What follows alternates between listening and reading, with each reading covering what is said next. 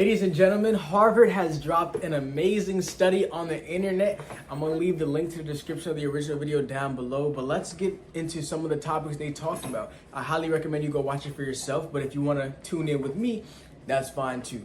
Now listen, they talked basically about boredom, right? And that seems like a boring topic already, but a lot of the things they said was absolutely amazing, and I loved it. And honestly, being the person that I am and doing what I do, right, I had to test it for myself before coming before you guys and talking about it. And man, the information that I have gained over the past few days alone has been absolutely incredible, truly. So some of the things that I did in order to test this study, right, it talked about boredom and how if you can master boredom, then you can kind of be in more control, is the sense of what I got from the video. In testing it, I've decided that I was going to stop using my cell phones pretty much all day long, tucked away. My cell phones were tucked away. And I was going to stop using TikTok, anything, stop consuming anything. I was going to stop eating and watching TV at the same time. I had to do them separately. I was going to stop watching TV in general unless I am making a short amount of time for it, but I pretty much haven't watched much TV at all in the past few days. And as you can imagine, that could be very boring. No music. Also, I've been driving every day to work and back with no music. As you can imagine, this could get very boring. But that is the point. The idea is that you're supposed to learn how to be bored and be comfortable with boredom, right? One of the interesting studies they talked about is how they put people in a room and they had to be in the room for 15 minutes with no cell phones, no nothing. I think it was 15 minutes. And interestingly enough, they found that people got so bored and were so uncomfortable with the thought of being unstimulated that they actually would hit the button on the wall that would allow them to give a shock to their body when they hit it. They were so bored that they would rather take that pain than just sit there in silence. And that was very interesting to me. And I have grown to learn that just over the past few days, being without my cell phone, man, has my productivity even skyrocketed more than ever. And I consider myself a very productive individual. But one of the main focuses I realized is the allowance of my brain to think, right? Allowing my brain to really process information. I realized that when we are on TikTok, Instagram, watching TV, our brains are constantly being stimulated and given information that is hard to process altogether.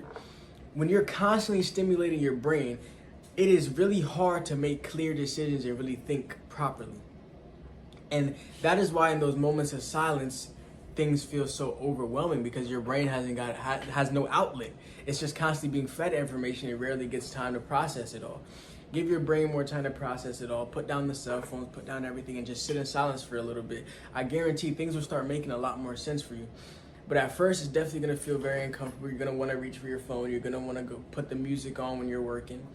But after a while, you'll realize it's honestly not that bad, and it's easier to focus. And on top of that, when you take all the super exciting stuff out of your life, right, saying TV, TikTok, when you take all that stuff out the picture, what you'll find is that when those options are no longer available, the other options of productivity, going to the gym, going on a walk, meditating, those things seem a lot more interesting than they ever did. Because the reality is, anything is going to be more interesting than looking at a wall, staring at a wall just aimlessly. So when you take away the options of overstimulation, TikTok, television, pornography, whatever, anything overstimulated, when you take all that away and your only options that you're left with are sitting in silence or doing this, practicing the piano, working on uploading a video, doing this. When these are your only options, these new options seem a lot more interesting than they ever did, because they're not being fared off against overstimulating activities. Let's take eating, for example, right? Eating a high-calorie, unhealthy meal, dopamine levels as far as what you consume are going to be much higher than even going to the gym. The dopamine you get from getting a workout in. They're not going to be able to compete. The gym can never compete with this. So if these are your two options, it just makes sense to pick overeating every single time.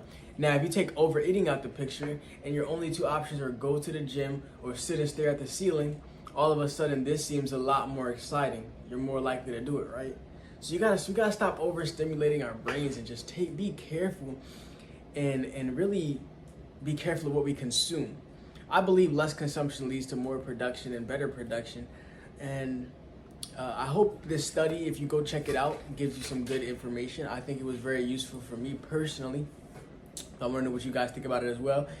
If you enjoyed this video, go ahead and leave a like. Make sure you subscribe for more content just like this, and leave a comment down below of any video ideas, video topics you want me to study, or any opinions you have. You can share amongst each other, and I read every single comment. I love when you guys comment. I got some exciting things on the way for you guys, but without further ado, I'm gonna let you guys go. I appreciate y'all for tuning in. I'm gonna see y'all on the next one. Peace out.